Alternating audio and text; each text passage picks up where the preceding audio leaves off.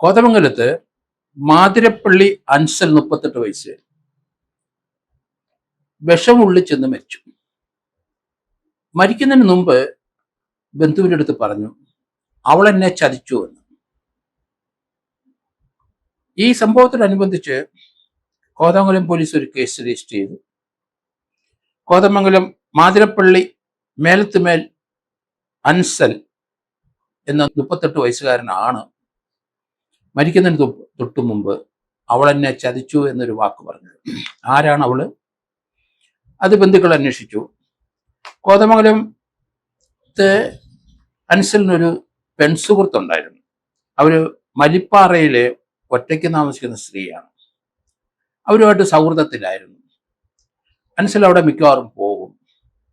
അവരുടെ വീടിന്റെ സമീപത്താണ് അൻസലിനെ അവശനിലയിൽ കാണപ്പെട്ടത്. അയാളെ പെട്ടെന്ന് ബന്ധുക്കളും എല്ലാം കൂടെ ആശുപത്രിയിൽ കൊണ്ടുപോയി. അപ്പോൾ ബന്ധുവിൻ്റെ അടുത്ത് പറഞ്ഞു, അവൾ എന്നെ ചതിച്ചു എന്ന്. അത് മലിപ്പാറയിൽ ഒറ്റയ്ക്ക് താമസിക്കുന്ന പെൺസുഹൃത്താണ് ചതിച്ചത്. അവരുമായിട്ട് വളരെ നാളുകളായിട്ട് നല്ല ബന്ധമുണ്ടായിരുന്നു.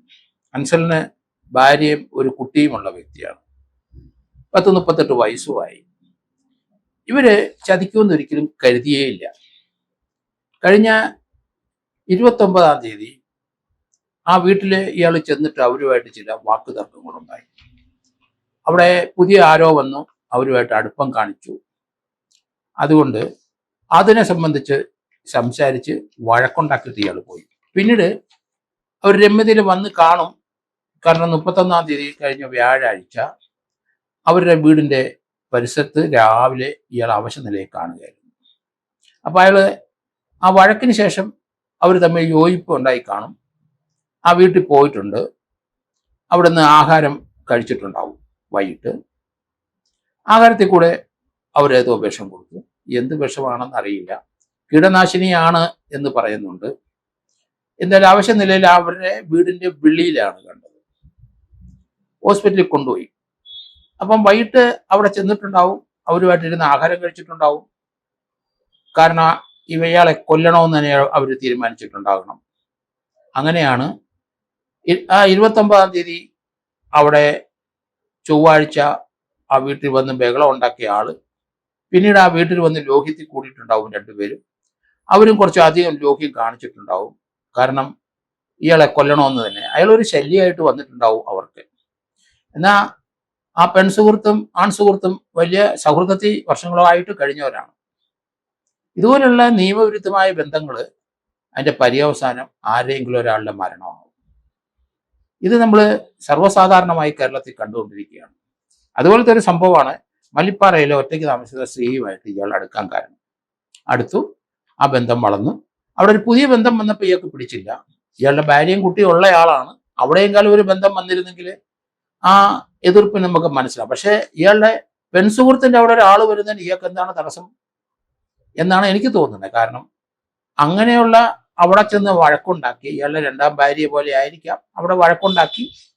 അതിനുശേഷം ഇയാളെ അവർ കയ്യിലെടുത്തു. ആഹാരമൊക്കെ കൊണ്ടാക്കി നന്നായിട്ട് കൊടുത്തു കാണും. വ്യാഴാഴ്ച അതിൻ്റെ കൂടെ കീടനാശിനി കൂടെ ചേർത്ത് കൊടുത്തു. എന്ത് കീടനാശിനിയാണെന്ന് അറിയില്ല. പോസ്റ്റ്മോർട്ടം കഴിയുമ്പോൾ അതിനകത്ത് വിസറ അയച്ചെങ്കിൽ മാത്രമേ അതെന്താണെന്ന് കണ്ടെത്താൻ കഴിയുള്ളൂ. ഏതായാലും നല്ല ഉഗ്രവിഷം തന്നെ ചെന്നിരിക്കുന്നു. കാരണം ഇയാൾ വൊമിറ്റ് ചെയ്തിട്ടുണ്ടാവും. അവരുടെ വീടിനകത്ത് കിടന്നിട്ടുണ്ടാവും ഇയാള്. അവിടുന്ന് അവർ വലിച്ചു ചിലപ്പം വെളിയിൽ കൊണ്ട് ഇട്ടതാകാം. അവരുടെ വീടിന്റെ പരിസരത്ത് തന്നെയാണ് ഇയാളെ കാണപ്പെട്ടത്. ഏതായാലും കോതമംഗലം പോലീസ് ഒരു കേസ് രജിസ്റ്റർ ചെയ്തിട്ടുണ്ട്. അതിനെ സംബന്ധിക്കുന്ന അന്വേഷണം തുടങ്ങിയിട്ടുണ്ട്. ഇയാളെ പോസ്റ്റ്മോർട്ടം നടത്തി. അപ്പോഴാണ് കീടനാശിനി ഏതോ വിഷം ഉള്ളിൽ ചെന്നിട്ടാണ് മരണം. ആ വിഷം കഴിക്കണമെങ്കിൽ തീർച്ചയായിട്ടും ആ പെൺസുഹൃത്തിന്റെ അവിടുന്ന് സാധ്യതയുള്ളൂ. കാരണം അവരുടെ വീടിന്റെ പരിസരത്താണ് കാണപ്പെട്ടത്. മരിക്കുന്നതിന് മുമ്പ് ഇയാളെ കണ്ടെത്തുമ്പോൾ ബന്ധുക്കൾ ഇയാളെ ആശുപത്രിയിൽ കൊണ്ടുപോകുമ്പോൾ ഇയാൾക്ക് ബോധമുണ്ട്. അന്നേരം ഒരു ബന്ധുവിൻ്റെ അടുത്ത് ചെവിയിൽ മന്ത്രിച്ചു എന്നാണ് പറയുന്നത്. അവൾ എന്നെ ചതിച്ചു എന്ന്. അവൾ ചതിക്കുമെന്ന് പുള്ളി പ്രതീക്ഷിച്ചില്ല ജീവിതത്തിൽ. കാരണം വളരെ നാളുകളായിട്ടുള്ള ബന്ധമല്ലേ. ആ ബന്ധത്തിന് ചില വിടവുകളുണ്ടായി. അപ്പോൾ അവര് പുതിയ ഒരാളുമായിട്ട് ബന്ധപ്പെട്ടു. അത് ഇയാൾക്ക് പിടിച്ചില്ല. ഇയാൾ ഒരു വൈരാഗ്യത്തെ എടുത്തു.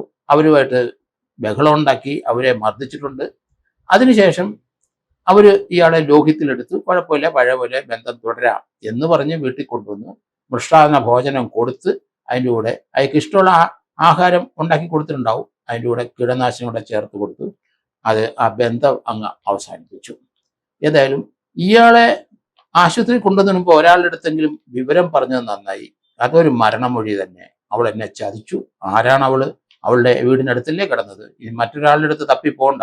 ആ വീടുമായിട്ടുള്ള ബന്ധങ്ങൾ നാട്ടുകാർക്ക് എല്ലാവർക്കും അറിയാം. അവൾ എന്നെ ചതിച്ചു എന്ന് പറഞ്ഞാൽ അതിനകത്ത് ഒരു കോഗ്നിസൻസ് ഉണ്ട്. അത് മരണകാരണം അതാണ്. അതൊരു ഡൈയിങ് ഡിക്ലറേഷൻ ആയിട്ട് തന്നെ കാണേണ്ടി വരും. അങ്ങനെയെങ്കിൽ അവളാണ് എന്നെ കൊന്നത്. 302 അവരെ അറസ്റ്റ് ചെയ്യേണ്ടി വരും എന്നാണ് ഞാൻ കരുതുന്നത്.